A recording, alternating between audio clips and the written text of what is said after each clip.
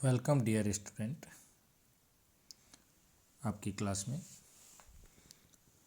तो आज हम पढ़ते हैं हमें राजनीतिक सिद्धांतों को क्या पढ़ना चाहिए।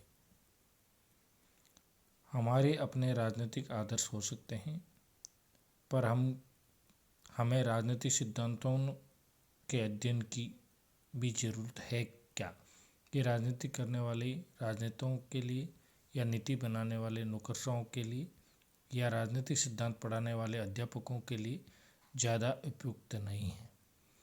बेहतर तो ये होगा कि राजनीतिक सिद्धांत संविधान और कानूनों की व्याख्या करने वाले वकील या जज या उन कार्यकर्ताओं और पत्रकारों को पढ़ना चाहिए जो शोषण का पर्दाफाश करते हैं और नए अधिकारों की मांग करते हैं। हमें आज़ादी या समानता का अर्थ जानने से क्या मिलेगा? पहली बात तो ये कि राजनीतिक सिद्धांत ऐसे सभी समूहों के लिए प्रासंगिक है। छात्र के रूप में हम भविष्य के उपरोक्त पेशों में से किसी एक को चुन सकते हैं। हम खुद वकील बन सकते हैं, हम खुद अध्यापक बन सकते हैं, हम खुद नीति बनाने वाले नीतिवेत्ता बन सकते हैं, हम खुद राजनेता बन सकते हैं। तो इस लिहाजे से हमारे लिए राजनीतिक सिद्धांत पढ़ना प्रासंगिक होगा। छात्र के रूप में हम भविष्य में उपरोक्त पेशों में से किसी एक को चुन सकते हैं और इसलिए परोक्ष रूप से ये अभी हमारे लिए प्रासंगिक है। क्या हम गणित नहीं पढ़ते, जबकि हम में से सभी गणितज्ञ या इंजीनियर नहीं बनेंगे? क्या इसलिए नहीं कि बुनियादी अंकगणित जीवन में सामान्यतः उपयोगी होता है। दूसरी बात यह कि हम सभी मत देने और अन्य मसलों के फैसले करने के अधिकार संपन्न नागरिक बनने जा रहे हैं। दायित्वपूर्ण कार्य निर्वहन के लिए उन राजनीतिक विचारों और संस्थाओं को बुनियादी जानकारी हमारे लिए मददगार होती हैं जो हमारी दुनिया को आकार देते हैं। सूचना परक समाज में यदि हमें ग्राम सभा में सहभागी होना है या वेबसाइट और मतदान पर अपनी राय पेश करनी है, तो हमारा तर्कशील और जानकार होना निर्णायक होता है। यदि हम मनमाने तरीके से अपनी वरीयताएं प्रकट करें तो हम ज़्यादा प्रभावी नहीं होंगे, लेकिन हम विचारशील और परिपक्व हैं तो अपने साझा हितों को गढ़ने और व्यक्त करने के लिए नए माध्यमों का उपयोग कर सकते हैं। नागरिक के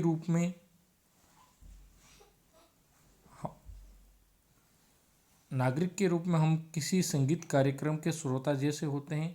हम गीत और लय की व्याख्या करने वाले मुख्य कलाकार नहीं होते, लेकिन हम कार्यक्रम तय करते हैं, प्रस्तुति का रसास्वादन करते हैं और नए अनुरोध करते हैं। क्या आपने गौर किया कि संगीतकार तब बेहतर प्रदर्शन करते हैं जब उन्हें श्रोतों के जानकार और कद्रदान होने का पता रहता है? इसी तरह शिक्षित और सचेत नागरिक भी राजनीति करने वालों को जनाभिमुख बना देते हैं। तीसरी बात यह है कि आज़ादी, समानता और धर्मनिरपेक्षता हमारे जीवन के अमूर्त मसले नहीं हैं। परिवारों, विद्यालयों, महाविद्यालयों, व्यावसायिक केंद्रों आदि में तरह तरह के भेदभावों का हम प्रतिदिन सामना करते हैं। हम स्वयं भी अपने से भिन्न लोगों के प्रति पूर्वाग्रह रखते हैं, चाहे वह अलग जाति के हों या अलग धर्म के अथवा अलग लिंग या वर्ग के। यदि हम उत्पीड़ित महसूस करते हैं तो हम पीड़ा का निवारण चाहते हैं, और यदि उसमें विलंब होता है तब हम महसूस करते हैं कि हिंसक क्रांति उचित है। यदि हम विशेष अधिकार संपन्न हैं तो हम सम्मान के लिए संघर्षरत अपने नौकरों और नौकरानियों के उत्पीड़न से इनकार करते हैं। यानी हमारा अच्छा स्टैंडर्ड है, अच्छे स्तर पर है, तो हम जो गरीब लोग हैं, जो हमारे नौकर और नौकरानी है, उनके उत्पीड़न से भी हम मना कर देते हैं कि उनका कोई उत्पीड़न नहीं होता है। कभी कभी हम ये भी महसूस करते हैं कि हमारे नौकर उसी व्यवहार के योग्य हैं जो उनके साथ हो रहा है। बड़े लोग जब नौकरों के साथ में किसी प्रकार का अमानविक व्यवहार किया जाता है तो वो ये कहते हैं कि ये तो इसी लायक हैं, ऐसा ही व्यवहार इनके साथ में करना चाहिए जो उनके साथ हो रहा है। राजनीतिक सिद्धांत बस यही करता है कि वह हमें राजनीतिक चीज़ों के बारे में अपने विचारों और भावनाओं के परिश्रम के लिए प्रोत्साहित करता है। थोड़ी अधिक सतर्कता देखने भर से हम अपने विचारों और भावनाओं में उदार होते हैं। और अंत में छात्र के रूप में हम बहस और भाषण प्रतियोगिताओं में हिस्सा लेते हैं। हमारी अपनी राय होती तो है कि क्या सही है और क्या गलत, क्या उचित और क्या अनुचित, पर हम ये नहीं जानते कि वह तर्कसंगत है या नहीं। जब हम दूसरे से बहस करते हैं तभी हम अपने विचारों का बचाव करने की जरूरत महसूस करते हैं और इसके लिए तर्क और युक्तियाँ तलाशते हैं। राजनीतिक सिद्धांत हमें न्याय या समानता के बारे में सुव्यवस्थित सोच से अवगत कराता है ताकि हम अपने विचारों को परिष्कृत कर सकें और सार्वजनिक हित में सुविज्ञ तरीके से तर्क वितर्क कर सकें। तर्क संगत ढंग से बहस करने और प्रभावी तरीके से संप्रेषण करने जैसे कौशल वैश्विक सूचना व्यवस्था में महत्वपूर्ण गुण साबित होते हैं। आज के समय में यदि आपका बात करने का तरीका अच्छा है, आप तर्क से युक्त बात करते हैं तो आपकी बात को हर व्यक्ति सुनना चाहता है, और आप तर्कहीन तथ्यहीन बात करते हैं तो उस बात को कोई भी सुनना ही नहीं चाहता है। आगे इस पाठ से संबंधित ही एक कहानी टाइप से एक प्राचीन यूनानी विचारक सुकरात और सेफाल्स से संबंधित एक घटना है जो प्लेटो के द्वारा रचित है, उसको हम पढ़ रहे हैं। प्राचीन यूनान के एथेंस नगर में सुकरात को सर्वाधिक विवेकशील व्यक्ति कहा जाता था। वह समाज, धर्म और राजनीति के बारे में प्रचलित मान्यताओं को सवालों के कटघरे में खड़ा करने और चुनौती देने के लिए प्रसिद्ध था। इसके लिए उसे एथेंस के शासकों द्वारा मृत्युदंड दिया गया।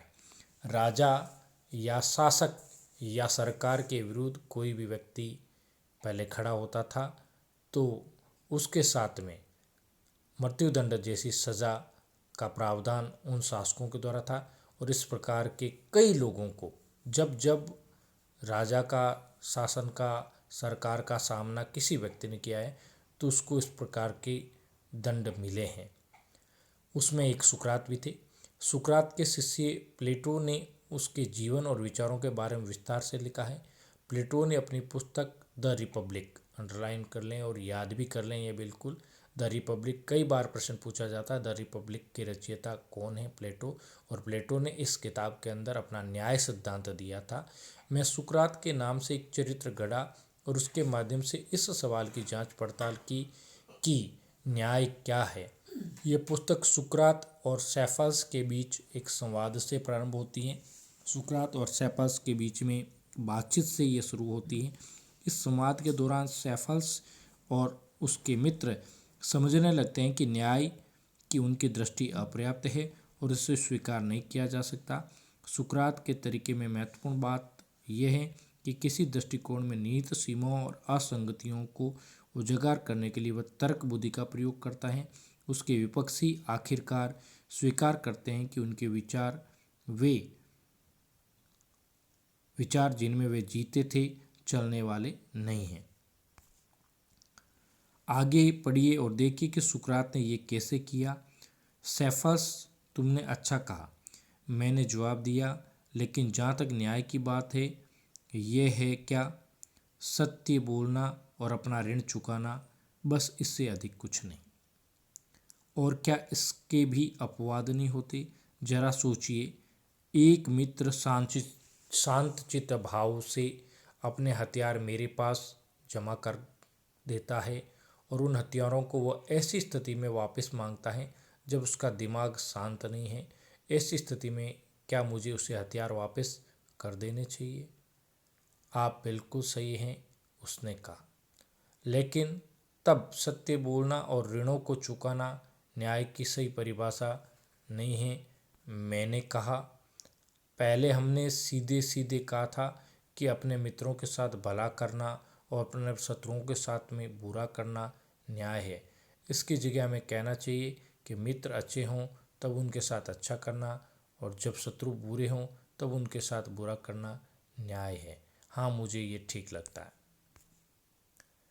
लेकिन क्या किसी को चोट पहुंचाना न्यायपूर्ण होना चाहिए?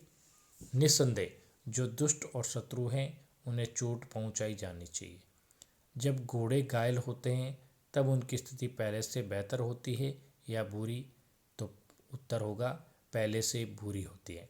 कहने का मतलब है कि जब उनकी स्थिति बुरी होती है तो उनमें घोटकत्व, घोड़े के गुण कम होता है, स्वानत्व, कुत्ते के गुण नहीं। हाँ, घोटक तो कम होता है और जब कुत्तों की स्थिति बुरी होती है तो उनमें स्वानत्व कम होता है, घोटकत्व नहीं होता है, घोड़े के गुण कम नहीं होते हैं। यदि कुत्तों की स्थिति बुरी होगी तो कुत्तों के गुण कम होंगे। हाँ, बिल्कुल सही। और जब कोई मनुष्य घायल होगा तब उसमें मनुष्यत्व कम होगा निस्संदेह, और वह मनुष्यत्व न्याय है। मनुष्यत्व कम होने का मतलब है न्याय का कम होना, निश्चित रूप से। तब जो मनुष्य घायल हो जाता है वह निश्चित रूप से अन्यायपूर्ण बन जाता है। हाँ, परिणाम तो यही है। लेकिन क्या संगीतकार अपनी कला से मनुष्य को संगीत से दूर कर सकता है? बिल्कुल नहीं। क्या घुड़सवार अपनी कला से उसके एक बुरा घुड़सवार बनाता है? असंभव। और क्या कोई न्यायपूर्ण व्यक्ति न्याय के द्वारा लोगों को अन्यायपूर्ण बना सकता है? या सामान्य शब्दों में क्या सद्गुण संपन्न व्यक्ति किसी को बुरा बना सकता है? निश्चित रूप से नहीं। और ना ही अच्छा व्यक्ति किसी को नुकसान पहुंचा सकता है। हाँ, ये तो असंभव है। और न्यायपूर्ण व्यक्ति ही अच्छा व्यक्ति होता है, निश्चित रूप से। तब मित्र, किसी भी अन्य व्यक्ति को नुकसान पहुंचाना एक न्यायपूर्ण व्यक्ति का नहीं, वरन उससे ठीक उलट एक अन्यायपूर्ण व्यक्ति का ही काम होता है। मेरा सोचना है कि सुकरात, तुम जो कह रहे हो वह काफ़ी सत्य है। ये बात सैपास कहता है। और जो किसी रोग से बचाव या रोकथाम में सर्वाधिक कुशल होता है वही उसे पैदा करने में भी सर्वाधिक सक्षम होता है। सच बात है। और जो शत्रु से जीत सकता है वही किले का सबसे अच्छा रक्षक होता है, निश्चित ही। तब जो किसी चीज़ का अच्छा रखवाला होता है वही अच्छा चोर भी होता है। हाँ, इससे तो ये निष्कर्ष निकलता है। तब अगर न्यायपूर्ण व्यक्ति धन की रक्षा करने में अच्छा होता है तो वह गबन करने में भी अच्छा होता है। इस तर्क में तो यही नहीं थे। तब सभी न्यायपूर्ण व्यक्तियों के चोर बन जाने के बाद तुम ये तर्क दोगे कि जो अच्छे हैं वे हमारे मित्र हैं और जो बुरे हैं वे हमारे शत्रु। सेपस कहता, हाँ, पहले हमने सीधे सीधे कहा था कि अपने मित्रों के साथ भला करना और अपने शत्रुओं के साथ बुरा करना न्याय है। इसकी जगह हमें कहना चाहिए कि मित्र अच्छे हों तब उनके साथ अच्छा करना, और जब शत्रु बुरे हों तब उनके साथ बुरा करना न्याय है। सेपस कहता, हाँ, मुझे ये ठीक लगता है। लेकिन क्या किसी को चोट पहुंचाना न्यायपूर्ण होना चाहिए? निस्संदेह जो दुष्ट और शत्रु हैं उन्हें चोट पहुंचाई जानी चाहिए। जब घोड़े घायल होते हैं तब उनकी स्थिति पहले से बेहतर होती है या बुरी? पहले से बुरी होती है। कहने का मतलब कि जब उनकी स्थिति बुरी होती है तो उनमें घोटक तो कम होता है, शानत तो नहीं। हाँ, घोटक तो कम होता है। और जब कुत्ते की स्थिति बुरी होती तब उनमें सोना तो कम होता है, घोटक तो नहीं। हाँ, बिल्कुल सही। और जब कोई मनुष्य घायल होता है तो उनमें मनुष्यत्व कम होता है, निस्संदेह। और वो मनुष्यत्व न्याय है, निश्चित रूप से। तब जो मनुष्य घायल हो जाता है वह निश्चित रूप से अन्यायपूर्ण बन जाता है। हाँ, परिणाम तो यही है। लेकिन यह संगीतकार अपनी कला से मनुष्य को संगीत से दूर कर सकता है? बिल्कुल नहीं। क्या घुड़सवार अपनी कला से एक बुरा घुड़सवार बनाता है? असंभव। और क्या कोई न्यायपूर्ण व्यक्ति न्याय के द्वारा लोगों को अन्यायपूर्ण बना सकता है? या सामान्य शब्दों में क्या सद्गुण संपन्न व्यक्ति किसी को बुरा बना सकता है? निश्चित रूप से नहीं। और ना ही अच्छा व्यक्ति किसी को नुकसान पहुंचा सकता है। हाँ, यह तो संभव है। और न्यायपूर्ण व्यक्ति ही अच्छा व्यक्ति होता है, निश्चित रूप से। तब मित्र या किसी भी अन्य व्यक्ति को नुकसान पहुंचाना एक न्यायपूर्ण व्यक्ति का नहीं, और उनसे ठीक उलट एक अन्यायपूर्ण व्यक्ति का ही काम होता है। मेरा सोचना है कि सुकरात, तुम जो कह रहे हो वो काफ़ी सत्य है। तब अगर कोई आदमी कहता है कि न्याय ऋण चुकाने में है और वह अच्छे वे ऋण हैं जो मित्रों को चुकाने हैं और बुरे वे जो शत्रुओं को चुकाने हैं, ये कहना समझदारी नहीं है। क्या कि यह सत्य नहीं है? जैसा कि स्पष्ट रूप से दिखाया जा चुका है, किसी को भी चोट पहुंचाना किसी भी स्थिति में न्यायपूर्ण नहीं हो सकता। पॉलीमार्क्स ने कहा, मैं तुमसे सहमत हूँ। कहने का मतलब सुकरात तर्क के आधार पर अपनी बात को सिद्ध साबित करता है, सही साबित करता है। ये एक तार्किक व्यक्ति ही अपनी बात को तर्क के साथ में, तथ्यों के साथ में बिल्कुल सही था। आशा करता हूँ कि ये पाठ आपको समझ में आया होगा। एनसीईआरटी कोर्स हैं, थोड़ा आप इसको एक बार दोबारा और पढ़ेंगे, इन वीडियोस को पूरा वापस देखेंगे, इनको लाइक करेंगे, शेयर करेंगे और अच्छी तरह से इनको समझ में नहीं आए जब तक बार बार रिपीट करके देखते रहें।